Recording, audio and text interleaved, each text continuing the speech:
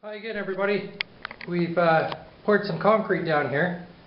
So what we've got is these forms, and the way I did this is did this in 3 sections.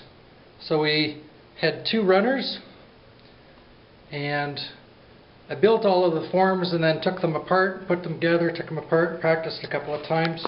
So the way that this worked is that with this bottom section up to here, slid in, there's styrofoam that builds a face in behind that, and then it gets capped off with this board. And then we poured concrete over the top of it. And once we got to the top, we put in the next level, and we did the same thing. We poured the concrete over the top. And then when we got to the top there, we were actually pouring concrete into this little gap, which you can see here. We were pretty tight quarters, pouring concrete into this gap. And you can see that this is our form. Now we had to do it in a couple of stages because silly me managed to get a concrete burn, which we could talk about that offline another time. But I can tell you that concrete does actually burn the skin.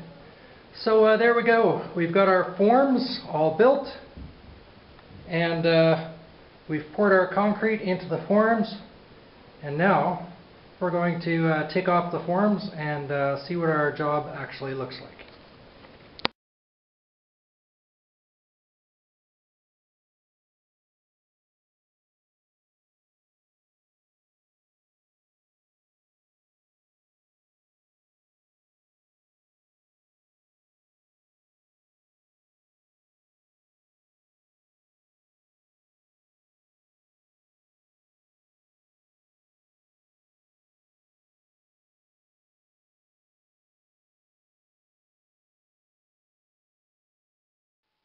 So here we go. We've got our concrete patch, our wall patched and finished up.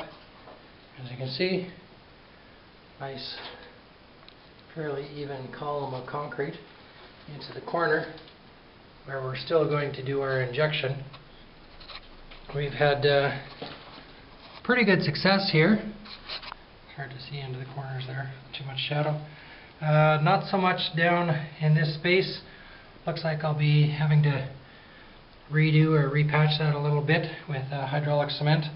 But overall, it looks like we've got a pretty good job and done a successful concrete wall patch. The next phase again, we're going to inject sealant